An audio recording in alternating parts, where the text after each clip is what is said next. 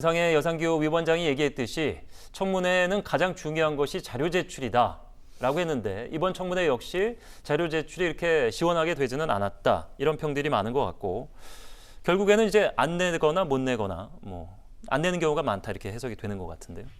그런데 진짜 자료 제출을 가지고 이제 이렇게 문제를 삼는 그런 청문회의 어떤 상황들이 적절해 보이질 않아요. 예. 그러니까 청문회를 하면서 의혹이 관련돼 있는 자료들을 갖다가 막 써서 그걸 달라 그러고 그걸 갖다가 제출하지 않았으면 제출하지 않았다 숨기는 게 아니냐 이런 식으로 포문을 열고 시작하는데 지금 현재 너무 자유한국당 의원들께서 과다하게 지금 자료를 갖다가 제출하다고 요구를 하고 계시고 지금 현재 관련돼 있는 지금 특히 출판 비용과 관련돼 있는 그런 자료 같은 경우가 지금 벌써 15년 전 자료인데 2004년이었어요. 예.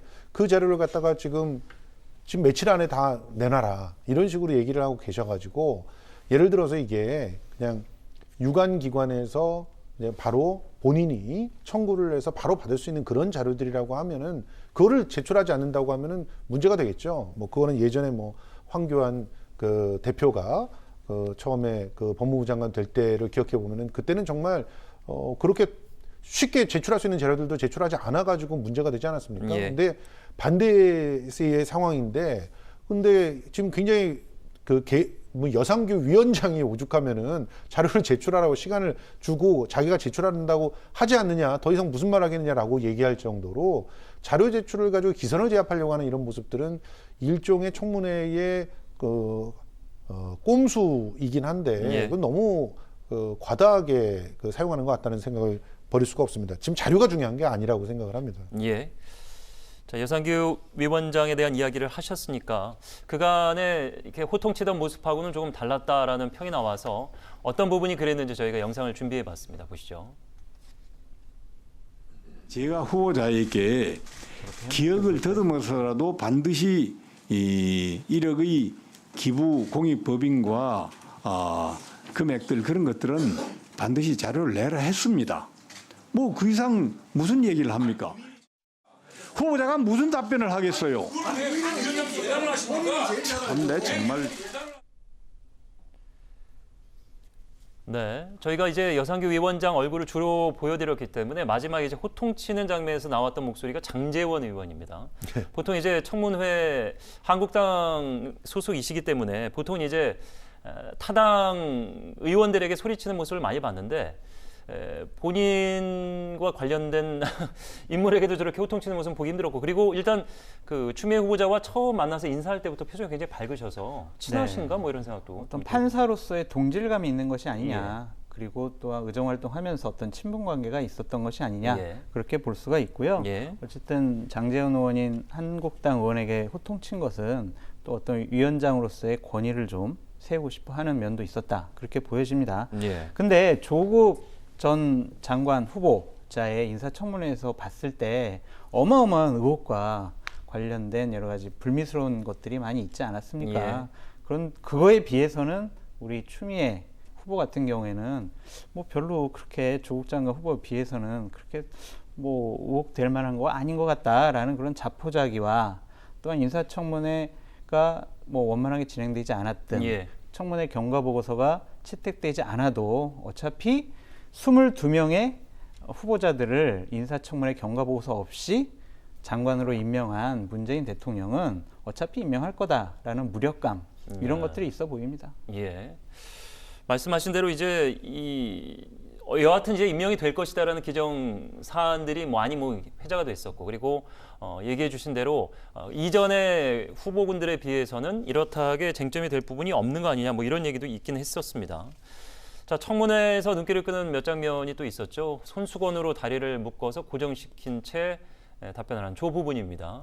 정장 위로 묶인 수건. 어떤 의미인지는 잠시 후에 이제 짚어보도록 하겠고 굉장히 차분하면서도 박재원 의원이 얘기하기도 했었으면 조금 떠는 거 아닌가 싶은 좀 경직된 모습도 보이기도 했었습니다. 그간 꿋꿋하고 이제 강단이 있었던 추다르크의 모습과는 조금 사뭇 다른 거 아니냐 이런 지적도 있긴 했는데 여러 가지 이제 뭐 한 3가지 정도 의혹이 있었는데 그 부분 중에서 어떤 부분 가장 문제가 된다고 보시나요? 저는 어떤 출판비 횡령 부분과 자녀가 과도하게 생활비를 쓴 것 2가지 억 단위의 뭐 생활비 썼다. 1억 2천 정도 썼다고 하는데 출판비 횡령 부분은 2004년도에 일어났었지 있죠. 2004년도에 추미애 후보는 낙마를 하게 됩니다. 총선에 떨어지게 됩니다. 그러면은 총선에서 떨어지면은 국회의원들은 후원회 계좌 가지고 있던 후원금은 국고에 반납하게 돼 있어요. 사용하지 못하면. 그러면은 과연 이 출판을 하지 않으려고 했던 이 추미애 당시 국회의원이 출판비를 출판사에게 주고 다시 리펀드를 받았거든요. 이것은 대략 1억 원 정도의 후원금을 어떻게 횡령과 낙마 전후에서 그 과정이 있었다는 거죠. 예, 그렇죠.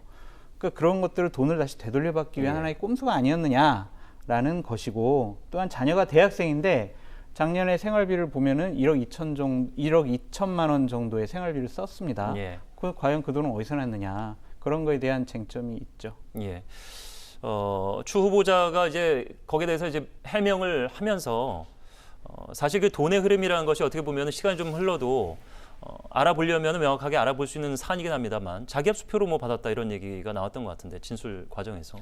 예, 그렇습니다. 그러니까 그런 부분들이 이제 의혹을 얼마든지 부풀릴 수 있는 그런 그 빌미가 되긴 하는 거죠. 반대로 보면. 예, 반대로 보면. 그런데 지금 일단은 그 후보가 그리고 지금 그때 당시에 그 선거법하고 지금 현재의 선거법의 디테일들이 조금 다릅니다. 그래서 그때 당시에 이미 이 부분을 가지고 법적인 그 결과를 갖다 받았잖아요. 그래서 그러니까 무죄를 갖다가 다 받은 그런 상황이고, 그런 상황에서 이걸 가지고 또 이렇게 그 쟁점을 해서 이미 법원에서 선고가 다 난 상황 가지고 또 의혹을 갖다 제기한다는 거, 그것도 또 오늘의 시점에서 의혹 제기한다는 게 그게 적절한 것인가?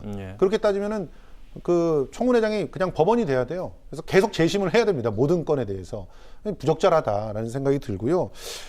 일단 그때 당시에 그 선거법들 속에서 특히나 이 출판물이라든가 출판 기념회와 관련돼 있는 부적절한 부분들이, 구멍들이 있었던 건 사실인 것 같아요. 그래서 그런 부분들을 잘 이용을 해서 돈을 챙겼는지, 아니면 실제로 이런 법인들에게 기부를 하면서 공적으로 마무리했는지는 이제 자료가 있으면 그걸 갖다 자료를 갖다 챙겨서 내면 된다고 보고요. 그리고 그거를 수사를 했는데도 안 나왔다라고 하는 건 그거는 해명이 됐기 때문에 그랬을 거라고 생각하기 때문에 이 부분에 대해서 더 논의를 갖다 저 자리에서 이어나가는 건 부적절했었다고 생각합니다. 말씀하신 대로 이제 출판비 부분 그리고 논문 부분, 묘하게도 뭐 영화 제목 같습니다만은 그때는 맞았고 지금은 틀리다. 그러니까 그때 당시에 어떤 기준에 비춰봤을 때는 큰 문제가 아닐 수도 있었다는 취지 얘기가 이거 따라붙는 2가지 사안인데요. 어떻게 생각하세요? 그때도 틀리고 지금도 틀리다라고 봐야죠. 왜냐하면 어쨌든 법상으로는 후원금이 나오면 국고에 귀속하게 돼 있지, 그것을 다른 편법적인 이용을 해서 자기가 되돌려받고 개인 연구소에다가 셀프 기부한다?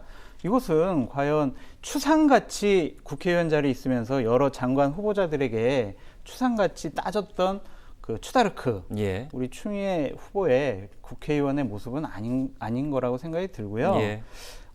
틀린 것은 틀린 것이다, 잘못된 것은 잘못된 것이다, 그렇게 얘기하고 넘어가는 게 좋습니다.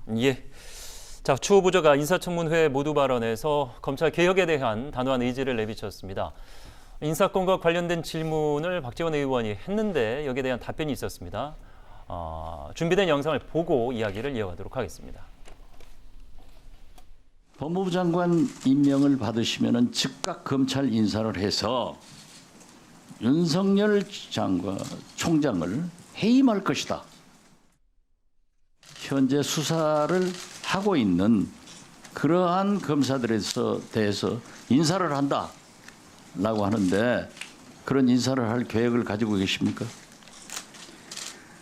인사에 대해서는 그 시기나 대상 이런 것에 대해서 제가 보고 들은 바가 없습니다. 인사권 한 자는 대통령이기 때문에 이 자리에서 인사권과 관련돼서 박지원 의원이 이제 몰아붙이듯이 질문을 했습니다만, 결국에는 법무장관이 되고 나면은 여하튼 행사할 수 있는 인사권이 있기 때문에 윤석열 총장 선까지는 아니더라도 측근을 교체해서 힘을 빼는 거 아니냐 이런 취지의 질문인데. 아니 기본적으로 그 윤석열 총장은 대통령이 임명을 하는 거기 때문에 저런 질문은 적절하지 않은 것이고요. 박지원 의원께서 저런 얘기를 하셨던 것은 이중적인 의미가 있다고 봅니다. 그러니까 한간에 떠돌고 있는 그런 찌라시성인 가짜 뉴스들, 그런 뉴스들에 대해서 팩트 체크를 통해서 확인을 하면서 동시에 그 인사권을 가지고 그 법무부에서 과도하게 검찰에 개입하는 것은 옳지 못하다라고 하는 것들을 갖다가 이제 인지시키려고 했던 것 같고요. 실제로 지금 추미애 그 후보의 답이 뭐 굉장히 뭐 어떤 면에서는 뭐 그 양자를 만족시키지 못했다고 보지만 굉장히 적절한 답이라고 생각을 해요. 인사에 대해서는 자기가 지금 법무부 장관으로 그 지명이 된 다음에 충분히 고려할 만한 그런 시간적 여유가 없었다. 계획을 세워가면서 그 인사 부분에 대해서 하겠다라고 얘기를 하고 있지 않습니까? 그리고 법무부 장관이 인사권자인 그런 자리들이 검찰총장과 서로 얘기를 하지 않고는 마음대로 할 수가 없어요. 그런데 그런 것들을 가지고 지금 자꾸 이상한 뉴스들이 나오고 있는 것은 부적절한 그런 상황이라고 보고요. 이런 그 투명한 그 의지들을 그 일단은 존중해 줘야 되지 않을까 생각합니다. 예. 박지원 의원의 이제 질문의 해석을 말씀해 주셨는데, 그러니까 장관이 되면 이제 중립 의무를 짚어야 되겠습니다만 여하튼 민주당의 당대표까지 지낸 인물이기 때문에 현 민주당의 입장을 한번 캐묻고 싶지 않았나 뭐 이런 생각도 드는데. 그렇죠. 민주당으로서는 상당히 곤혹스러운 부분들을 윤석열 검찰이 지금 수사하고 있지 않습니까? 그렇기 때문에 아니 법무부 장관 되면은 윤석열 총장과 좀 대립각을 세워서 그런 수사 좀 제대로 못하게 했으면 좋겠다. 그런 차원에서 검사장들 인사를 해야 되는 것이 아니냐라는 것인데 아니 대통령께서 살아있는 권력에 대해서도 추상같이 수사해라라고 하는 말씀을 윤석열 총장과 검찰은 잘 따르고 있지 않습니까? 그런 검찰과 총장에 대해서 왜 대립각을 세우고 왜 견제를 해야 되는지 이해할 수가 없고요. 그래도 결국에는 민주당이 요구하는 것처럼 검찰총장에 대한 지휘권, 그 다음에 인사권 이런 것을 갖고 윤석열 검찰을 좀 견제하려고 하지 않겠느냐 그런 생각이 듭니다. 하지만 이 총선을 앞두고 여당 대표까지 했던 분을 법무부 장관으로 선임을 하고 임명을 하고 그런 건 좀 적절해 보이지 않습니다. 왜냐하면 총선을 앞두고 어쨌든 엄격한 공정한 중립적인 법 집행을 해야 되는데 과연 전직 여당 대표가 그런 일을 할 수 있다? 저는 좀 부적절하게 봅니다. 그런 일각의 지각이 뭐 한 말씀만 더 추가를 하면요. 실제로 지금 살아있는 권력은 대통령뿐인가요? 그렇지 않습니다. 국회의원들도 살아있는 권력이죠. 근데 지금 보면 자유한국당 의원들 패스트트랙에서 온갖 폭력 사태를 빚어놓고 검찰의 제대로 소환 조사도 받지 않고 있고요. 나경원 원내대표 같은 경우는 8차에 걸친 고발에도 불구하고 피고발인 조사는 단 한 번도 받지 않았어요. 이런 사안들을 국민들은 공정한 법 집행을 하고 있다고 보지 않습니다. 그렇기 때문에 지금 말씀하셨던 것 같은 그런 우려가 있는 것도 사실이지만 또 반대쪽에서는 오히려 그런 부분들을 중립적인 입장에서 판사를 하셨던 분이고 하기 때문에 중립적인 입장에서 조율할 것이라고 보고 그런 측면을 기대하는 게 아닌가 생각이 듭니다.